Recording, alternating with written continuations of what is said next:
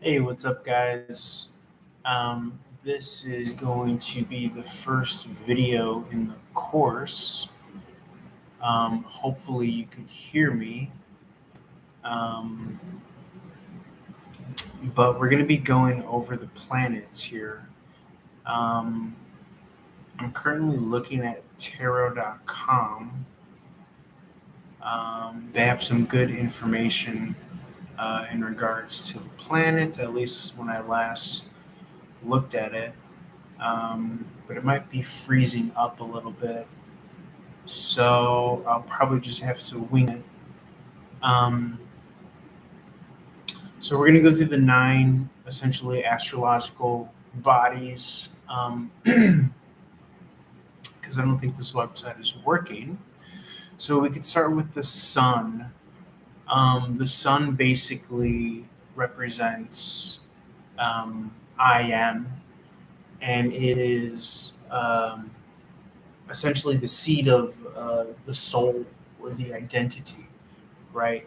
In Spanish, and I think in Latin, sun is soul, sun is sol. Um, some also argue that in the Bible, Jesus is represented by the sun as well as other popular figures, and also in reference to um, sun, that could be kind of interplayed with um, the self, the identity. So anytime the sun is mentioned, sun or son, methinks that that's in reference to the individual. Um, it's my belief that all kind of major religions are kind of masquerading as reference to the power of the individual to manifest and create. Nonetheless, on your end, you could pull up an internet search of the planets. That way, you could have something to follow. But the sun is going to be the main one. The ruling astrological sign that the sun is the ruling planet for is Leo. That's the fifth house. I'm trying to think what else I could impart to you as far as tarot is concerned or related. Obviously, there's the sun card. I believe it's number 19. Um, and that, in and of itself, brings with it the attributes of the fifth house of Leo, which is fun, play, children, creativity, drama, things of that nature. Um, and so when you are looking at the sun card, the traditional image depiction is of a child naked on a white horse. So the child is a representation of a carefree nature. Um, the horse is the kind of rawness. The child is the innocence, and the horse is like the rawness. The sun is featured behind the back of the child, as well as a wall, which should signify a boundary, um, as well as climbing the wall of insight and knowledge that we gain in life. The infant is too small to peer over the wall until they're a grown adult, um, until they realize, their real true identity in connection, in union with the cosmos and the universe itself. So there's a lot that you can kind of, interpret from the planets and the symbologies behind them. Um, Trying to see if I could still pull up these planets because that would be ideal. This website that I used to use used to have the planets.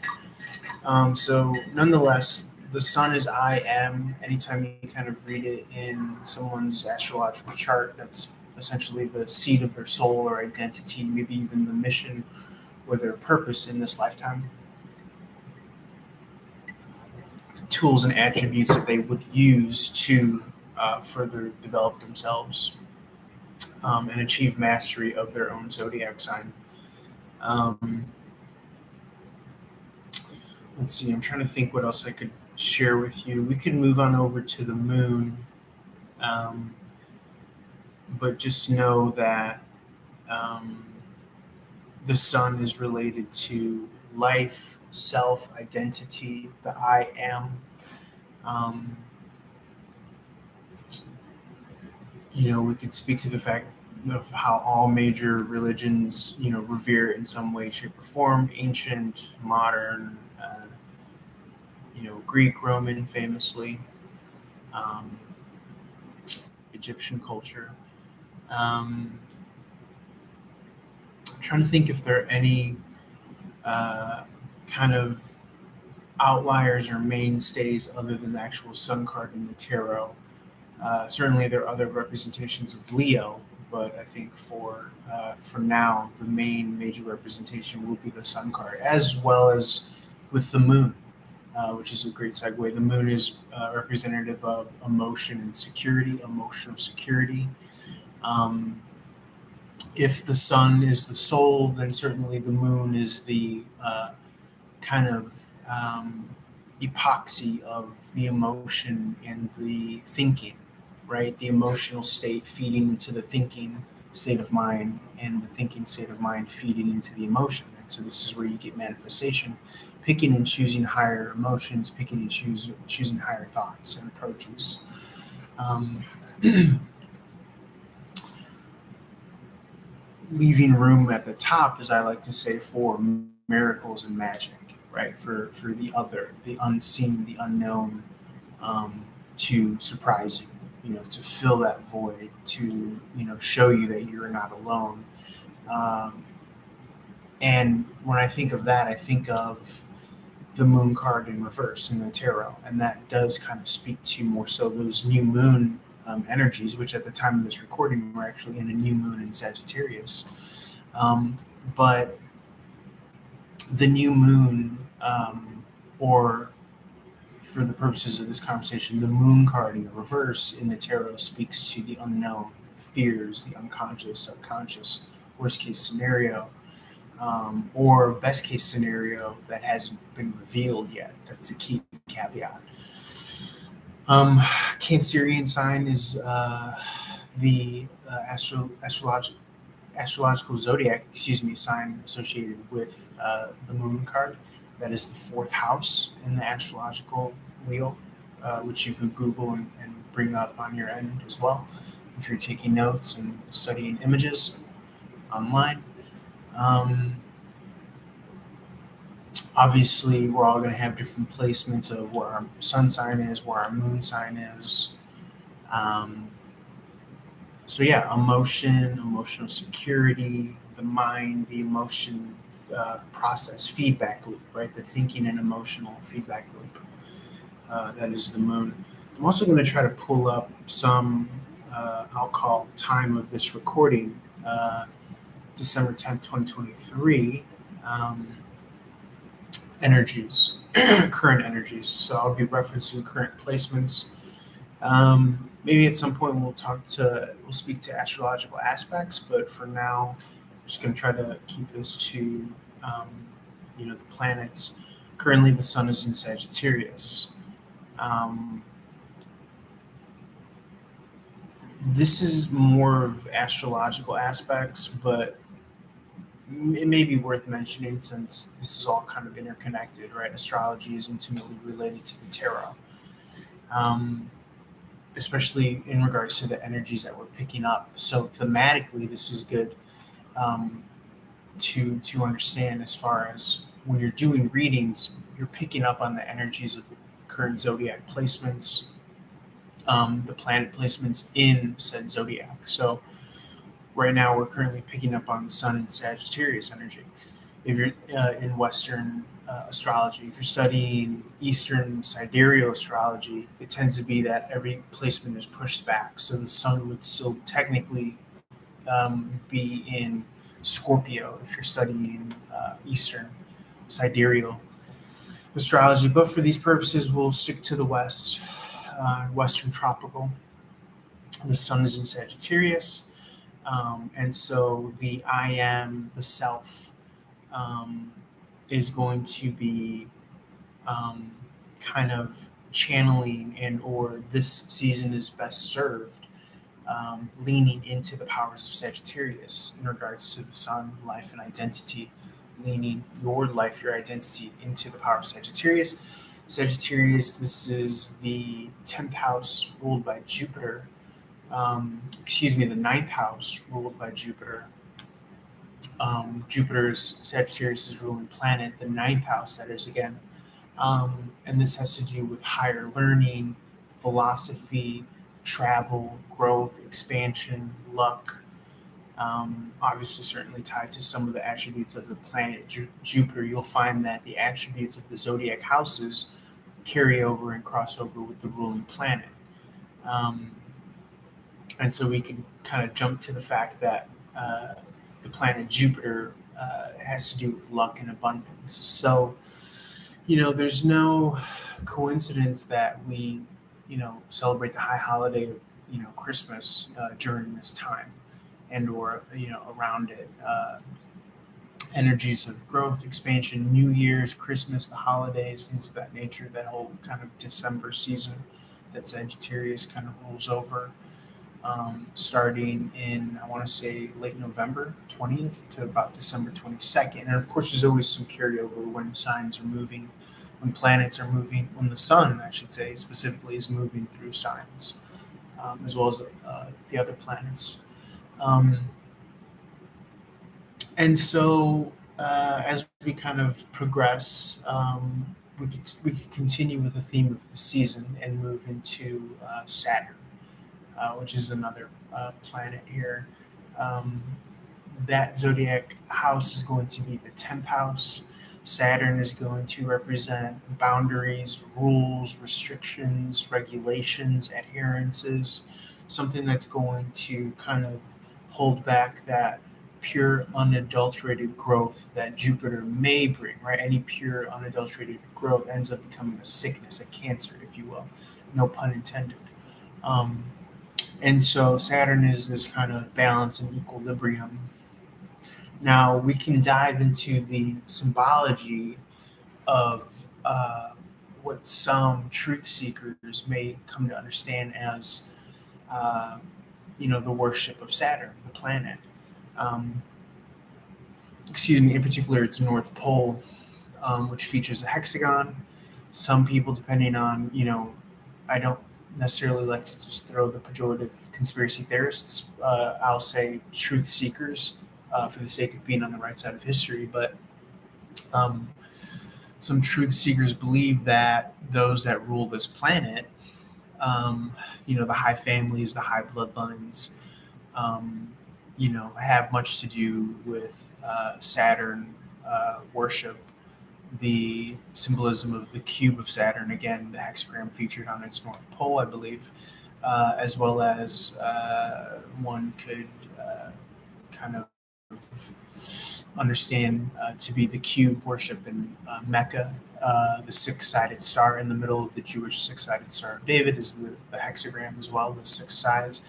And if you fold up a cross into a box, you get a cube as well. That would be the left panel, right panel, top panel, and then one, two, three panels making the cross. If you roll those, fold those up, you get a box or a cube. And so that's how the three major religions feature this cube or Saturn, six sides to a cube, 666, Satanism, the devil card in the tarot. It just so happens that Saturn is the ruling planet of the devil card because it is the card of Capricorn, which is the zodiac sign that Saturn rules over, which is the 10th house that we're talking about. Saturn, the cube of Saturn, some believe is the kind of living representation or embodiment of the matrix itself, and the matrix being composed of time, space, money, things of this nature where there's never enough time, never enough money. People think that that is a man-made construct, this matrix of scarcity that we're told we live in.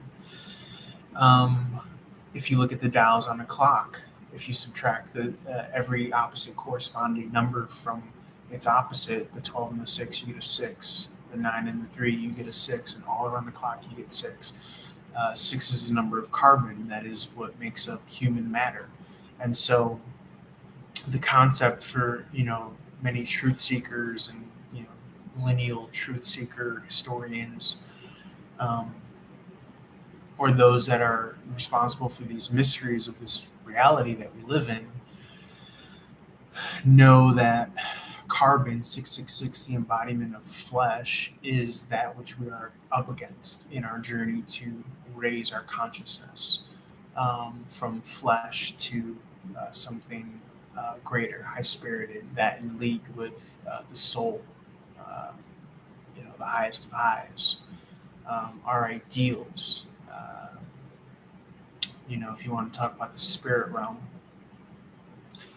So, this planet Saturn, um, Capricorn in the 10th house, it is kind of a linchpin in the grenade that is, the understanding of, um, the realm that we're in and how deep the rabbit hole goes, whether this life is, interdimensional, warfare and or bargaining and or a choice of embodying good spirits of love and light versus ultimately embodying destructive spirits that are under the illusion of removed from source, uh, which many can make that argument. Um, I just saw an image of the Merkaba, which is related to the tarot, 10-point Merkaba versus some are saying a more natural 12-pointed Merkaba, which is the real Merkaba, versus the 10 is this kind of fictional uh, version wherein the individual has to feast on the other energy of others in order to continue to propagate itself. And that certainly kind of, to me, another caveat being is that they are separate from source, which is why they have to feed on others to keep their energy up. And it makes me think, well, maybe, and certainly possibly in the system of the Matrix, where it is a construct of false scarcity, whereas source is ever abundant. We have the option to tune into source and abundance, the free will, as it were. So that's Saturn. Restrictions, lessons, limitations. Lessons are going to be a big one, and just kind of growing, not only through life, but in the different applications, the seasonal method for reading certain cards in certain ways. You'll find almost as if the season is informing how to read or interpret a card within a context. You'll find a lot of build up and carryover as to how to read certain cards during certain times in your life, and that will inform who's attracted to you for certain readings and what they're meant to hear, what you're meant to divulge or retain from them, uh, meaning not divulge to them. Certainly, that is a huge aspect in tarot, not only what you are revealing, but what you are not revealing to the customer, to the client. Moving along now, we could speak to Uranus. Uranus is a favorite planet of mine, actually. It is the planet of um, shock, surprises, awe, um, change, transfiguration, transformation, rebellion. Ideally, not for the sake of rebellion, but for the sake of um, raising the tide for the creative collective unconscious, as I like to call it. I believe Uranus is still in Taurus, the second house, and so having to do with change of certainly the monetary system at this time.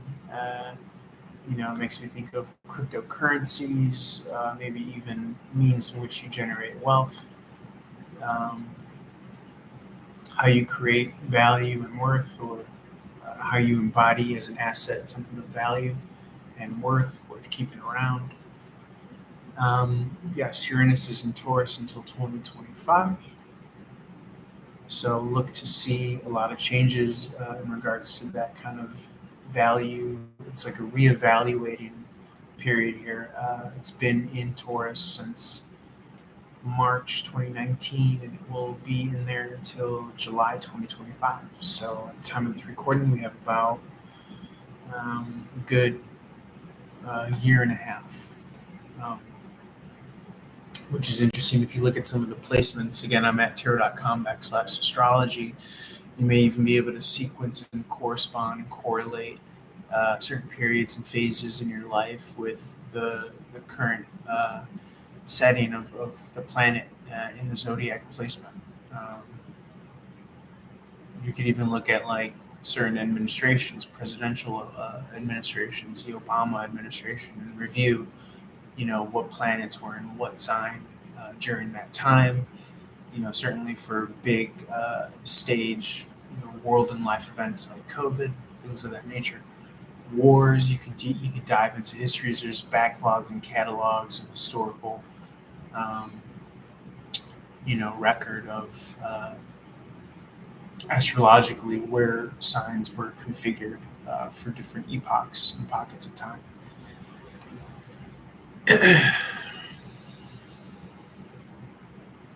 And so let's jump to, we could actually speak to Neptune at the time of this recording. Neptune is moving forward from retrograde. Retrograde is a period in which a planet appears to be moving backwards in the sky, but it's really truly due to Earth, from our perspective, our movement in relation to a further away planet. It looks as though that planet is moving retrograde, retroactively backwards, but really it's just a relative perspective trick on the eye that is going on here. But historically, that's why we call a planet moving retrograde. It's like when two cars are on a highway and one is speeding faster, it looks like the other one is moving backwards, but it's really just a relative perception of speed and a visual trick. So Neptune is the planet of hope, fantasy, the dreamscape. Its corresponding zodiac sign is Pisces. I believe Neptune is a water planet, and so there's a lot of correlation between the element of water, and in the tarot, water's emotion, it's the cups. So you'll see a lot of the Pisces energy being the 8, 9, and 10 of cups. A big part of manifesting is using the magnetism of your emotion. One good way to kind of supercharge any manifestation is to feel how it is to have the thing that you desire. And it's almost as if you are hijacking the mental interface with your reality, essentially, because now you are not diving into the kind of current sensory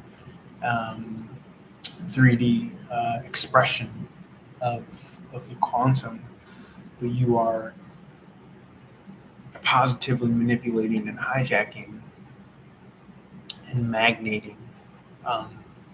That's a theory, at least.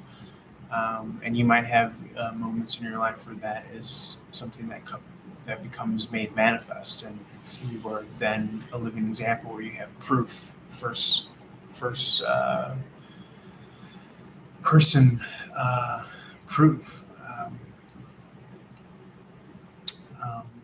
evidence, non-anecdotal, but first-hand experience. First-hand is the phrase that I'm thinking of. But so Neptune is hope, fantasy, dreams. I would also say desires, wants. You think of daydreaming. You also think of the star card in reverse, which is also, to me, about depth, like an unseen or an unspoken depth, which is interesting because, again, the ruling planet for Aquarius is actually Uranus. But in the reverse, in my interpretation, the star card in the tarot is pulling from more so the Neptunian below the surface: fantasy, imagination, hope, desire. So that's Neptune. And again, all these planets are at the time of your birth in a specific sign. And it is said in astrology that you embody the attributes of those alignments, and that's what makes up your character. And if you know of yourself, then you could lean into the better aspects, and you can avoid the pitfalls and the negative um, aspects of being on that spectrum of those alignments. Pluto, the planet of power and transformation, death, rebirth, um, transformation. Um, it really is about power. I would even say energy. Um,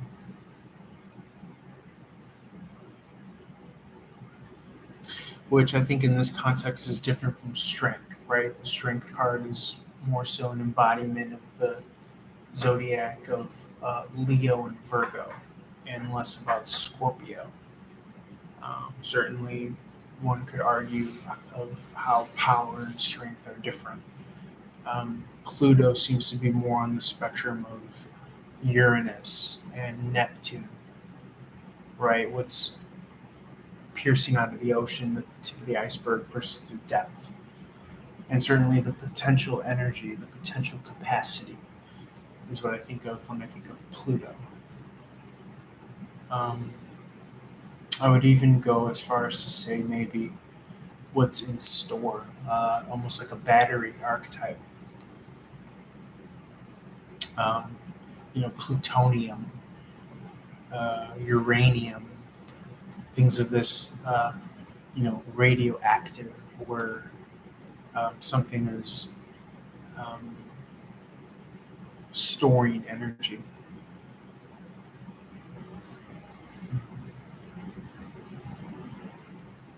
I would even say maybe even radiating in a different way. Um, because, it's my understanding that the sun radiates. Um, and so, um, but I would imagine that Pluto radiates in its own respect. I think that it can be argued that maybe it vibrates. I believe in electrical terms, when something vibrates versus when something radiates, it's different energetically. There are different things going on. It does make me think of the notion that I believe Dr. Bruce Lipton and Joe Dispenza speak of in regards to the mind being the electrical signal that vibrates and goes out into the quantum, and the heart radiates and uh, magnetically attracts through its radiation. Um, and so wherever you're tuning the antenna, think of an antenna on an old TV set where you're trying to pick up the radio waves, but in this case, you're sending out the signal. Um, and then you're magneting it, you're receiving it through the heart space. And you could even continue and extend that metaphor. The heart, what I've been saying as of late, is the heart is like the TV set, and your surrounding reality is the program. You know, and so in our three-dimensional purview, it might take some time for things to manifest. Certainly if you're going to school for a doctorate, or if you're on a work program, or if you're in the military, or if you're, whatever takes a long amount of time, you're still manifesting that and pulling it in the quantum pool, trying to manifest your vision, your goal, where you see yourself working towards that. Another tidbit or charm that I want to share with you, or a gem, would be that no energy is gained or lost. Something that I like to say and think of. Right now, I'm working in the dark, essentially. No one's seeing this. This is being recorded privately in the hopes that it would be available as a study tool for others to come down the line who've enrolled in this course. Um,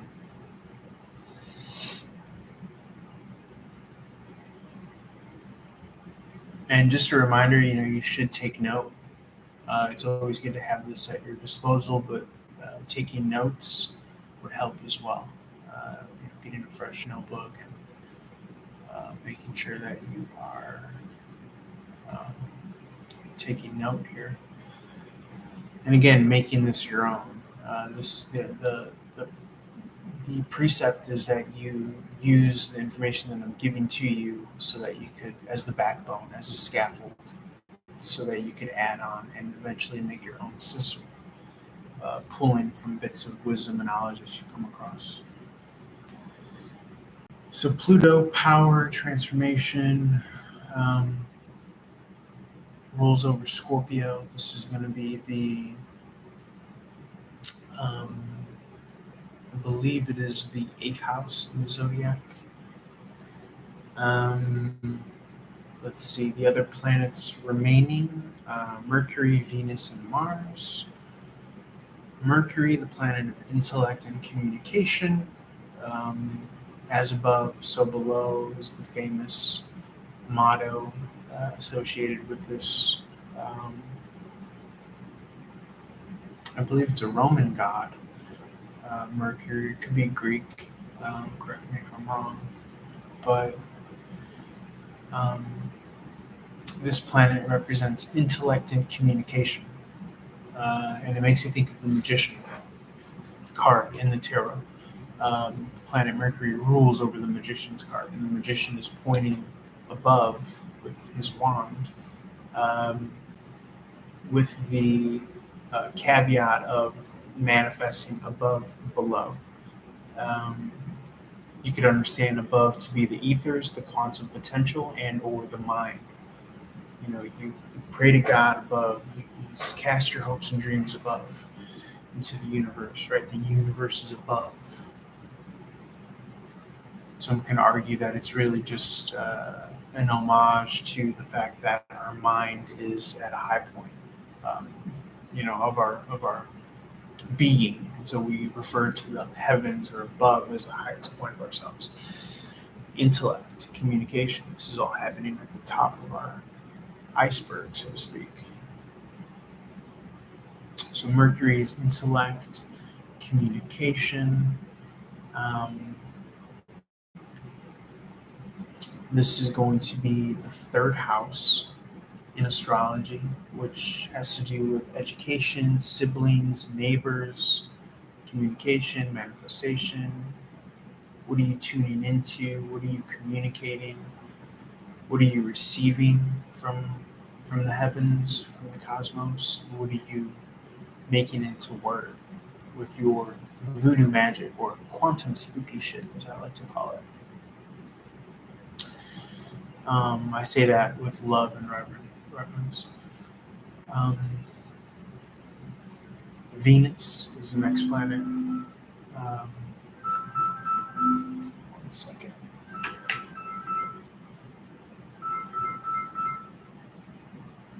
You could be a fly on the wall or fast forward. As I take this call, I'm going to basically take a live reading so you guys can see firsthand how it is to give a professional live reading. Bang, go.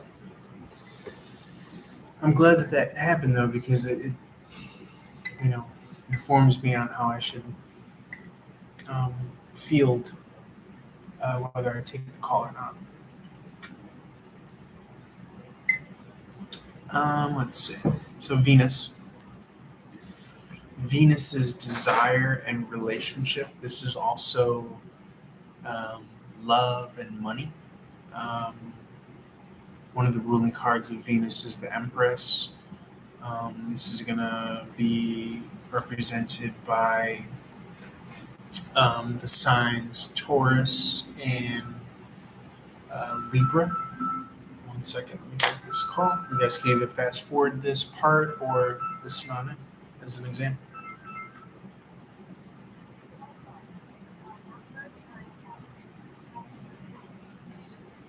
I'm using a deck of playing cards. They have 33 minutes, and this might be a long time.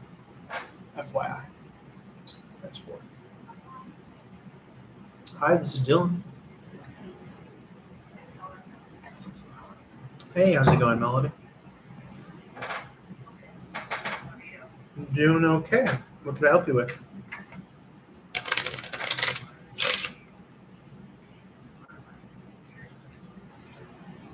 Okay, is there anything specific that you have in mind, or do you just want to see in general, overall, what comes up? Okay, let's take a look. 1 second, I'm just going to shuffle this deck of cards a couple times to pick up the energy. Let you know what I see. 1 moment.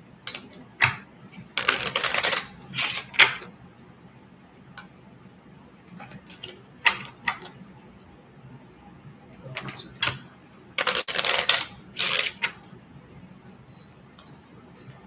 Let's see. Oh, 1 second.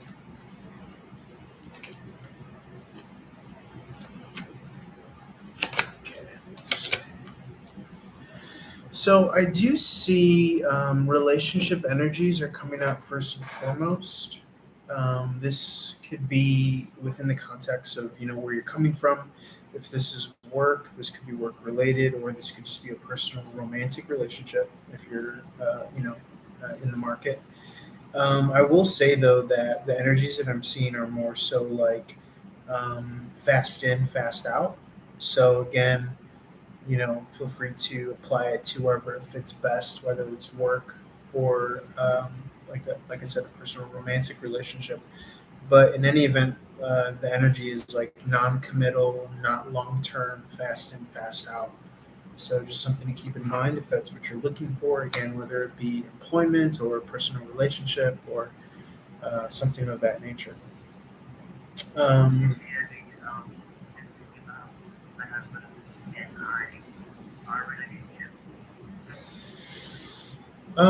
Let me take a look for that in particular.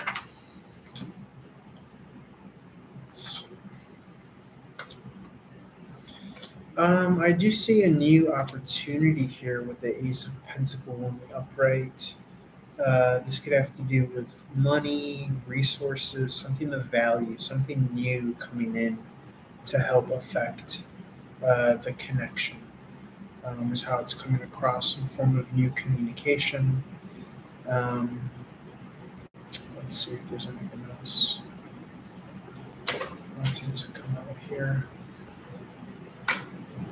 Yeah, it does feel more so like something finance related, as if possibly some new form of income or some sort of financial benefit is coming through here, is how it's coming across, which is always good to see, you know. Um, but yeah, again, unless you have something particular, I know that there are different aspects and angles of relationships or situations that people have. So, well, yeah, yeah. How close can you get? Um,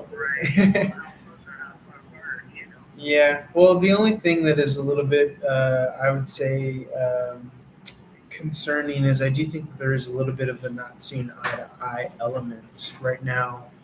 Um, you know, the characters that I see here, they're not facing each other. So to me, it feels as though that there needs to be an eye to eye element. Whether you extend yourself to him, a romantic gesture, an olive branch. I could see that going a long way, to help grow closer. So if that's something that you're concerned about, I would say, something sweet.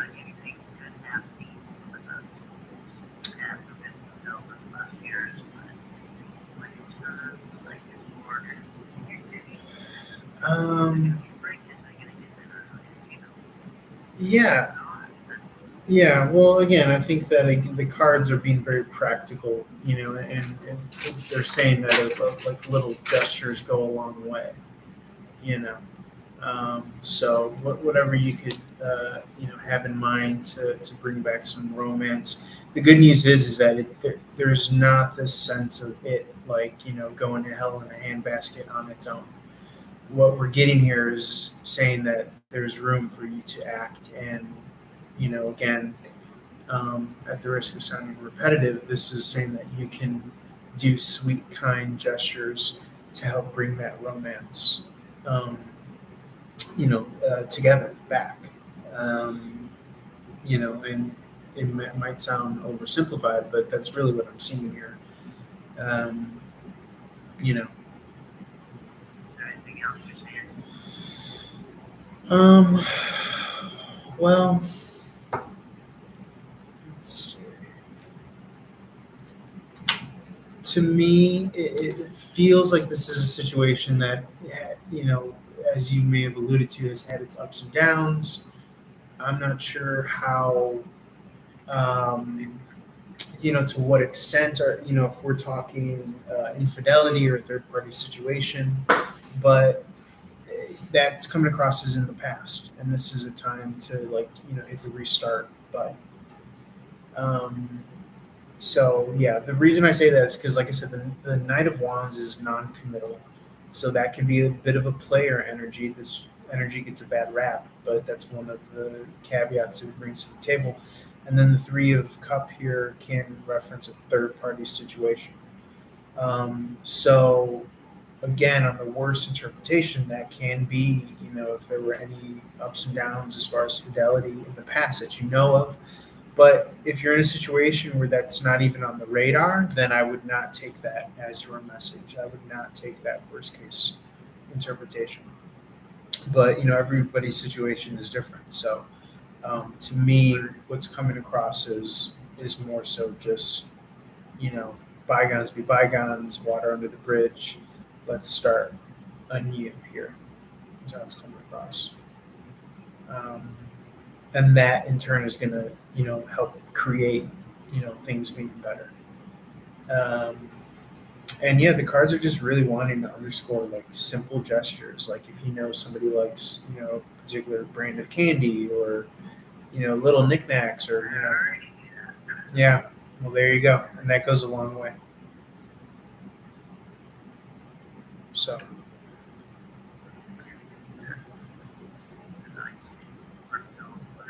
yes, yep, yep, I would say so.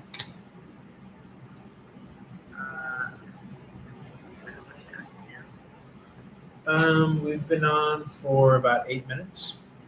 But welcome to talk about anything or get into anything or what have you. Let's see. Second.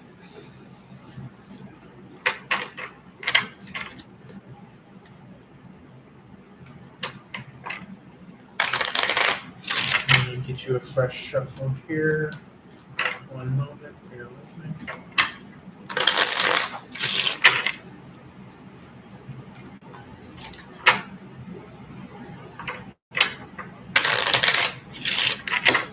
Let's see what comes out.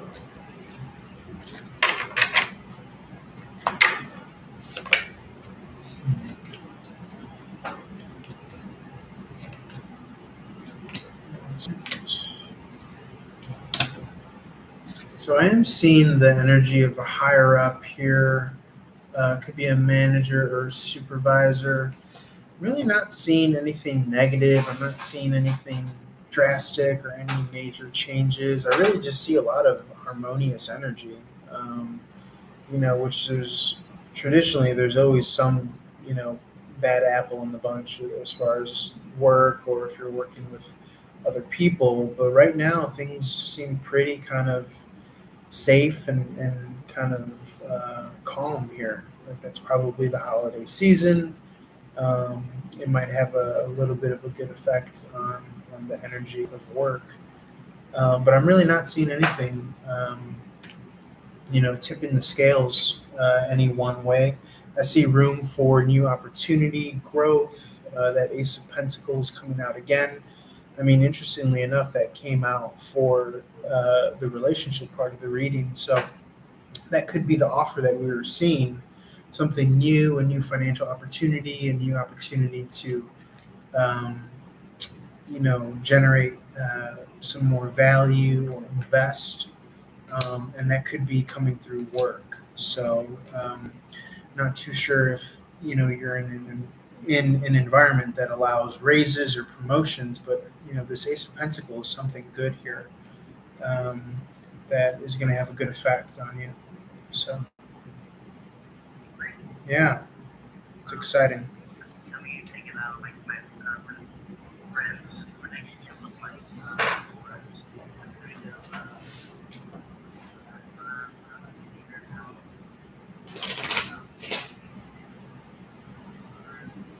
And is this a particular couple that they're okay? So it's just okay.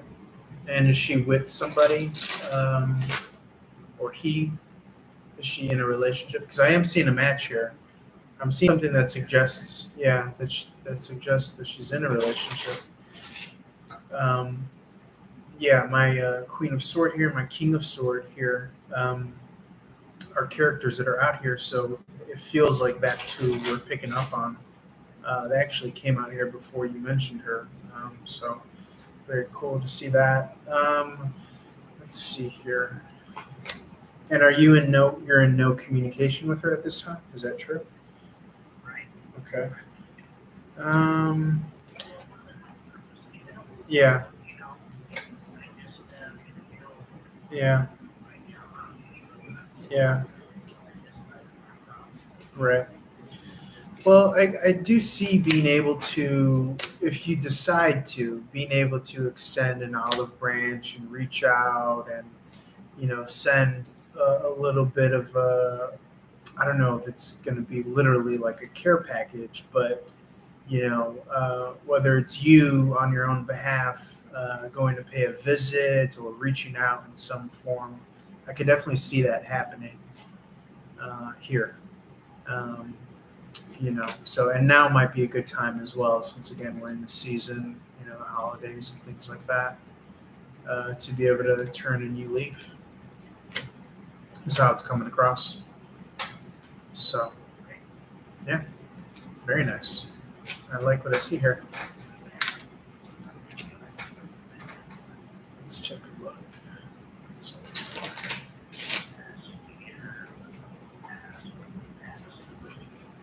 Yeah,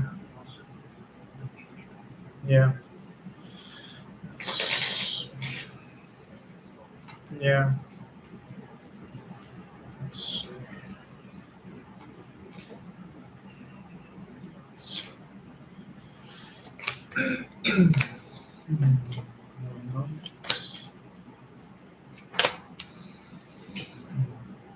Yeah, I mean, this it may sound odd, but I do believe that there are little messages that do come through after people have passed on to the other side. If you're a believer in that, I do think that does tend to kind of influence us on this side, and that's what I'm seeing a lot of those little moments, maybe coming across a sign or a message that is, um, meaningful to you, that lets you know that that person is with you. I could definitely see that happening.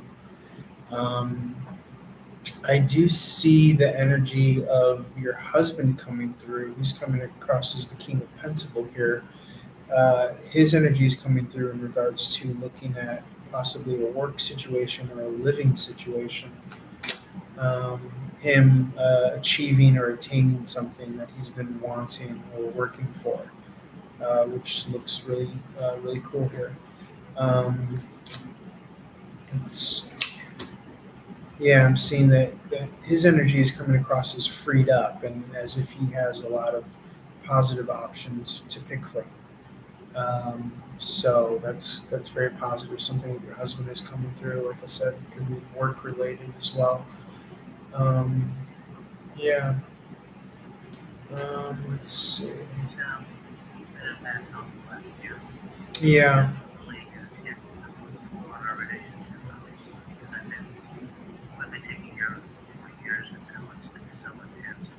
Yeah. Right. Yeah, that might. I mean, there might be an upturn where things, ease up on. Yeah, yeah. I feel as though that there's going to be just this new energy coming through, and that will positively. Yeah, it won't have to be such an uphill battle as how it's coming across. So.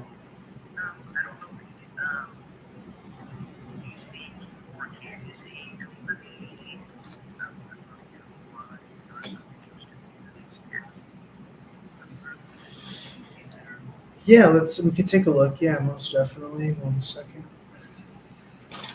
See who wants to come through.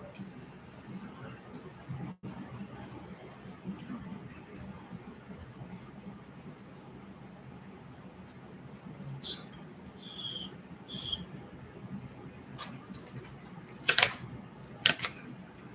Hmm.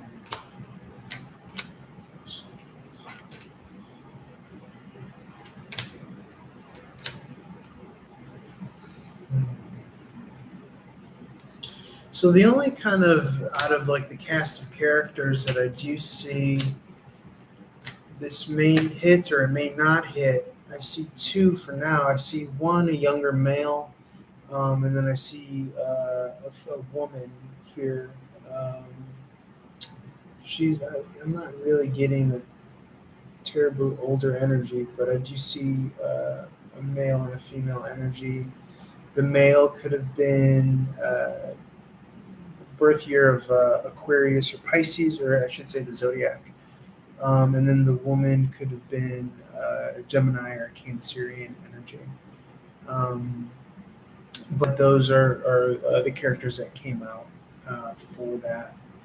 Um, what's interesting is this is the second time this male energy came out. So I don't know if there was a man that was part of the group that passed or the people that passed as of late, but I do see a masculine energy coming through. Um, so yeah, he's coming through as the Knight of Cups. Again,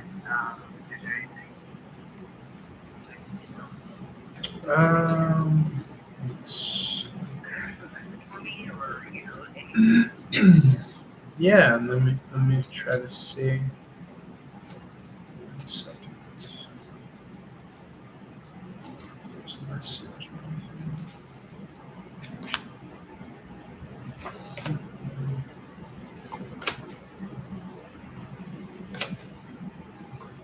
Yeah, I mean, I think that this person sees the mourning, sees the sadness that his passing possibly could have brought about.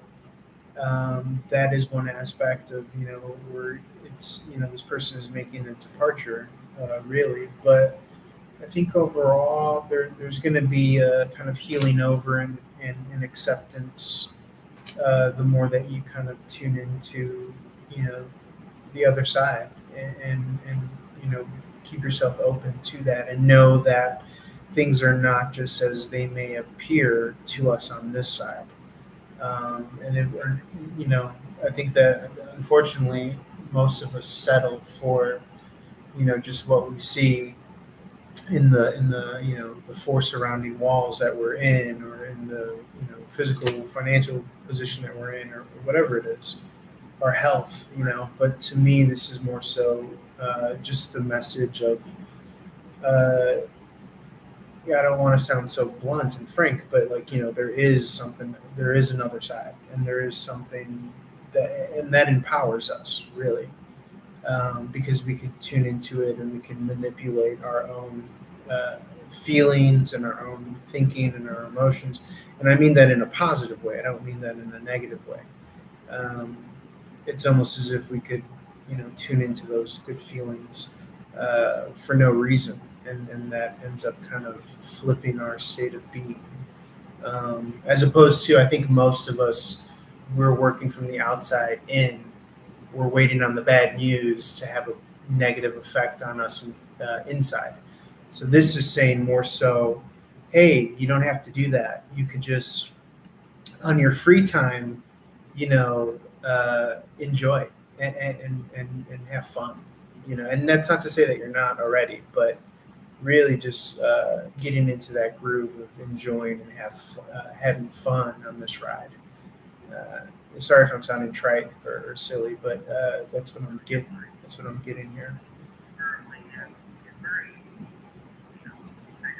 Yeah, yeah, but that's what I'm getting more so is the more fun aspect of it, and not falling for all the doom and gloom that is so kind of it can get to the point where it's almost everywhere we turn, depending on what you're watching or tuning into, or you know. So yeah,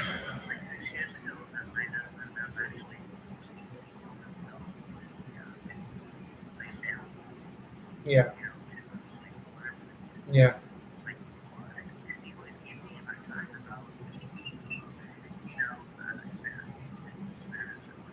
yeah. Wow, it's interesting. Yeah, I think you could, you know, use it for good. Use it for yeah, yeah, yeah. No, it's true. It's true. Yeah, it's like there's this kind of. I was gonna say it's like there's always that other side that we all have, whether we like to speak about it or not. It's like we have that ability to kind of pick up on that energy. But that was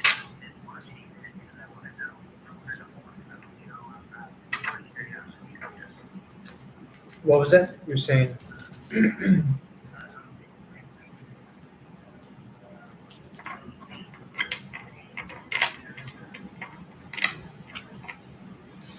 Yeah, well, yeah, yeah, for sure. Yeah, I think a lot of it is about we're vehicles on this side for either good things or bad things, and the more that you just kind of point your compass to the good, then it's going to take care of itself. Um, and it transcends sickness and disease and all that stuff. Um, so it really just takes opening your mind to it. Um, so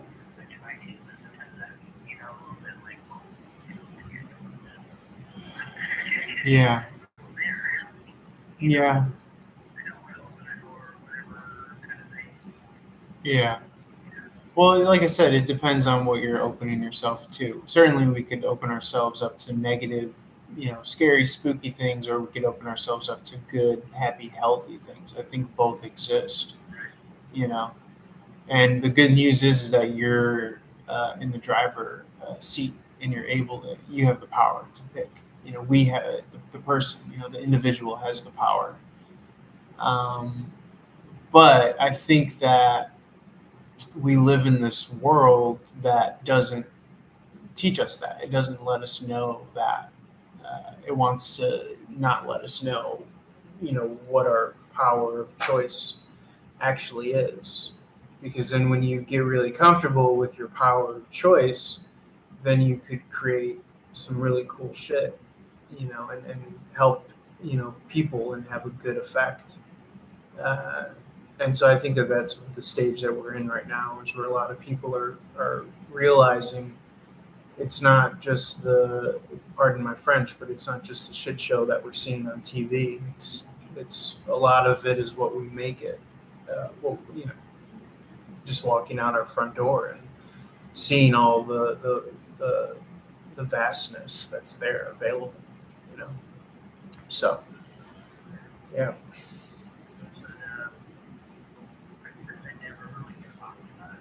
uh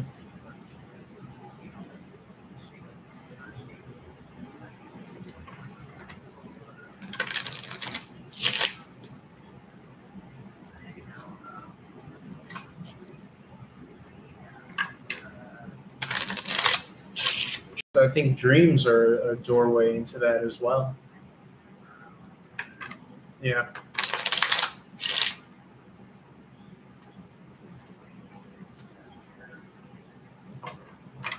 Yeah. Yeah. Well, you could, strengthen that. I think it's like a muscle. It just depends on what your interests are, your curiosities. Some people are interested in dreams. If they are, I would suggest keeping a journal or a diary right next to their bed. So when they wake up, they could write down some of the themes that they do remember. If you're interested in, prayer or tuning into, people that have passed, that's not my particular focus. I don't tend to focus on that, but certainly there are people that dedicate their whole careers to doing that, and they make a living and a killing doing that. Um, but the thing is that what you do focus on, you know, don't be surprised if you get really good at it. Because that's just the nature. That's just the nature of this kind of place that we live. Is whatever you're going to put your attention to or on, it's gonna, uh, there's this interplay, you know. So it could be a musical instrument, or it could be a psychic ability, you know, or it could be baking, or it could be, whatever. Um, so, all right. Yep.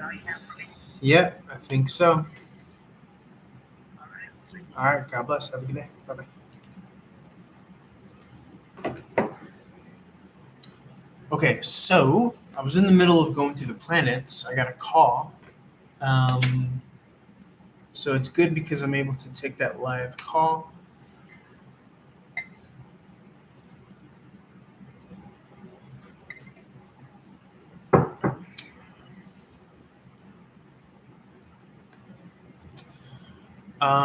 We were talking about the planet. It's good because I want to see you guys, you know, see how a live call can go. It could be this winding road. It could be sometimes you have to deal with the shadow aspects of what the caller is bringing. In particular, I think that person's shadow aspect was kind of like a never enough. It seemed like an unending well or pit where it's never enough, and it's a lot of like not letting the other person know, like, this is not lost on me. I give you value. I appreciate you. Things of that nature.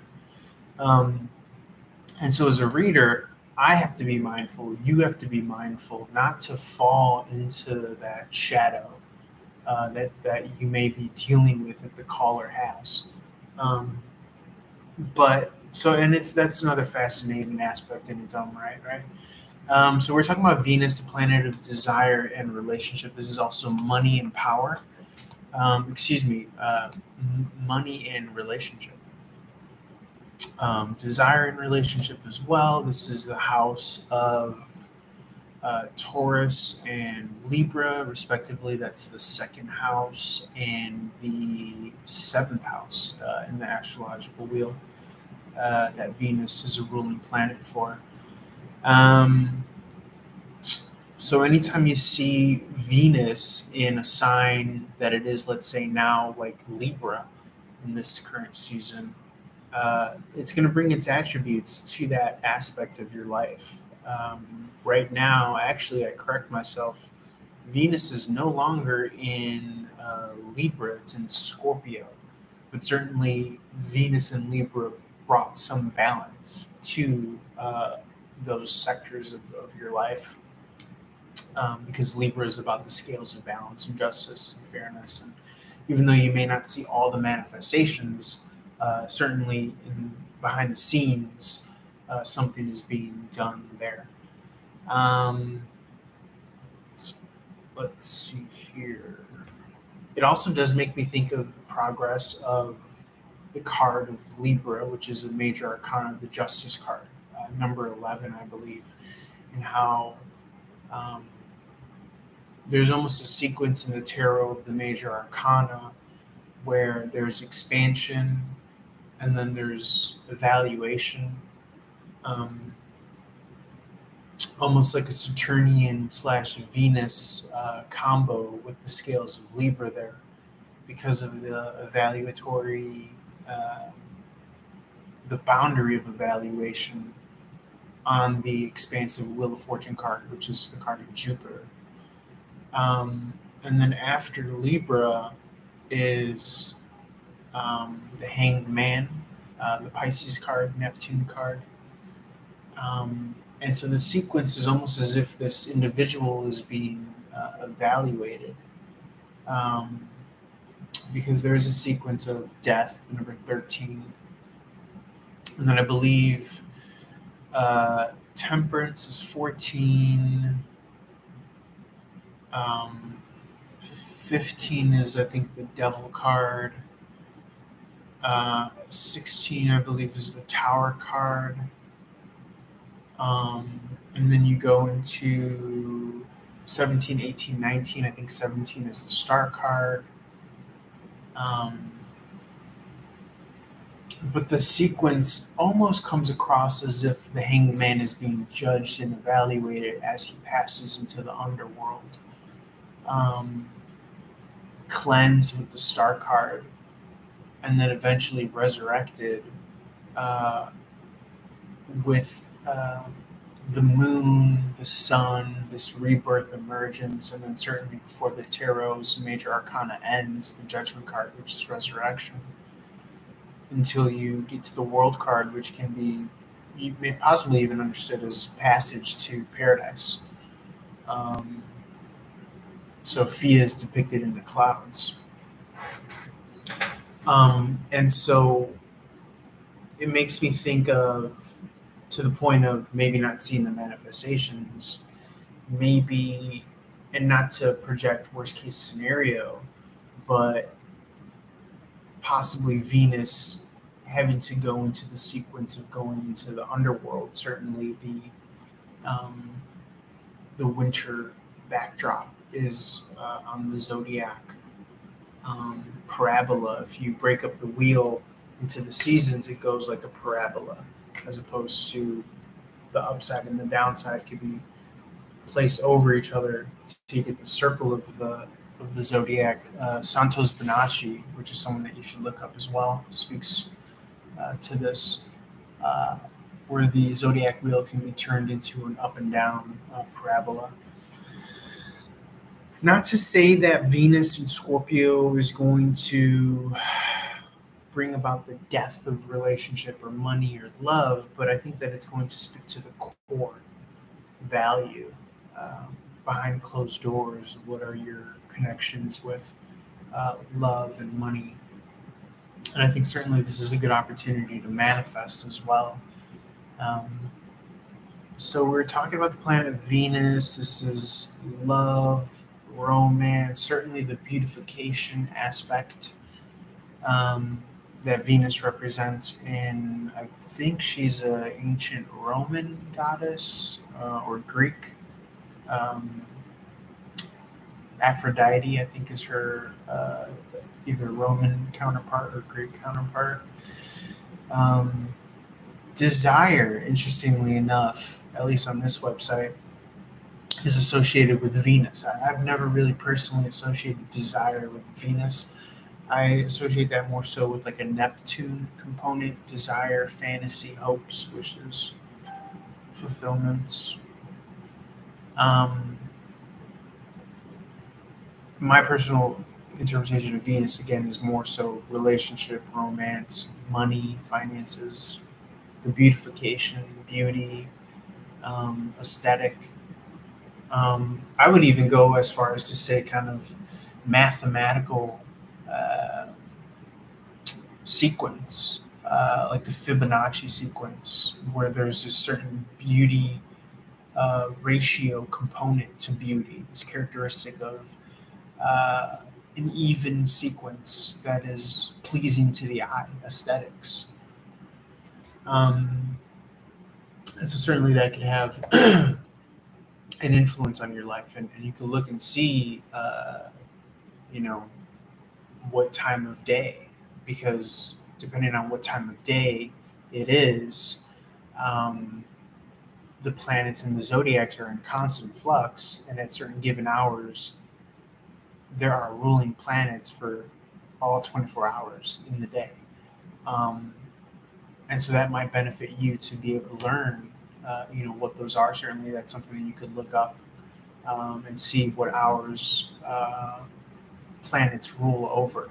Um, and those might, in fact, be the best hours or times for you to do, whatever it is a strong suit of your zodiac sign and your personal planetary alignment with your astrological birth chart. Um, so the last planet that we're talking about, Mars. Uh, Again, tarot.com/astrology is what I'm using as a template here. Their interpretation of Mars is motivation and action. Um, when I think of Mars along with Pluto, I do think of power. Um, in the new age of zodiac, astrology, planets, Pluto is the ruling planet of Scorpio, but in the ancient alchemical times, Mars was the ruling planet for both Aries and Scorpio. So, nonetheless, Mars is action, motivation, I would say inspiration, impetus, incentive. Uh, I would, I do attribute Mars. It could be because my understanding of Aries is the zodiac sign whose ruling planet is Mars. I do think about firepower, fire in the belly, motivation. Those are all kind of words and characteristics. Actions. I also think of being an actor on a stage. What is your role? What is your involvement in this particular sequence or scenario, whether it be at home or at the job or in the public eye? Um, what are you acting on behalf of? What spirit are you embodying that is influencing the actions that you're taking, the reasoning and the rhyme and the motivation behind your action, and maybe even your ability to act or perform? Okay.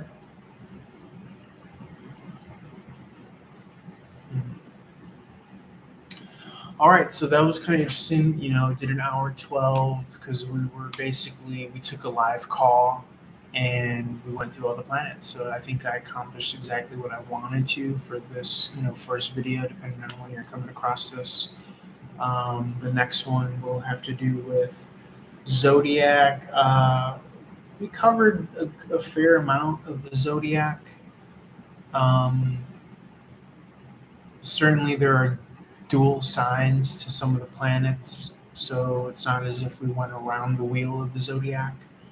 Um, but knowing the planets and their astrological and some of their tarot involvement, we're just going to keep on deepening our knowledge of that. The next video that I'm going to do is going to be the zodiacs. I'm going to set this video on private because, again, you've just witnessed, the first video to the course that I'm making available to the public. $300 single one-time investment for the pre-recorded content, and then essentially we're going to be doing live streams one-on-one. A single investment of $500. If you want to do one-on-one live teaching sessions just like this, we'll probably make each session about an hour. It depends on how the person feels. But like I said, if you guys are interested for the live viewers in learning the system, how to read professionally, leave a message or text me. You could write it in the chat box or text my number. It's on my other YouTube videos on this channel. If you're interested how to learn the ins and outs of tarot and how to read professionally, that's essentially what this video is. This is the first chapter in the course that I'm essentially creating. So if you didn't catch it, but if you want access to everything that we just went over as far as the planets, then like I said, enroll in the course, reach out to me, leave a message or text me. The first option is $300 for all this pre-recorded material. The second option is, again, $500. You get access to phone, text, email, for guidance, for calls, for questions, and basically a live one-on-one stream session. I'm open to making it a full classroom, but um, kind of at this point, preliminarily, uh, it'll be one-on-one sessions. It just depends on who enrolls. Um, and then the third option is going to be a one-time investment, 350 for pre-recorded content and then access phone, text, and email. But I mean, the price points on this, I think, are a great value because essentially these videos are to ensure that you're up and running, knowing how to read tarot professionally, and you get the insider scoop, inside lane of somebody who's professionally been doing it for years now and has made however much money. Um, so, like I said, for the live viewers, text me or leave a message, let me know, and we could get in touch, and I could tell you how to enroll in these courses. For those that are already viewing this as a pre-recorded material part of this course, look out for the next video, the Zodiac. I'm grateful that I have this time so that I can work on this. But yeah, these are all the videos that we're going to do: major arcana, minor arcana, the court cards, reading examples, one that we had just now. We did a nice long reading. I think I spoke to that lady for almost a half an hour. When to read, we're going to make a video about that. Reading for clients, personal spirituality, philosophy, social media, reading for professional psychic lines, independent study, tarot as living symbols and um, embodiment, embodying the spirit of the tarot card that you're working with. And then tarot via playing cards, which is a fun way to read tarots. You can use a regular deck of playing cards, poker cards. So yeah, this is all and much more to come. So yeah, very cool. So without further ado, I'm going to end this. Live stream viewers, like I said, look out for the. If you catch the live stream videos, I might let you stay and watch it, but just know that this is a part of a bigger course that you will need access to. As I'm going to set this video on private after I complete it. But appreciate you guys. Love you guys. Reach out for one-on-one reading if you're interested. Follow me on TikTok at Running Gun Tarot. All that great stuff. Love you guys. Peace.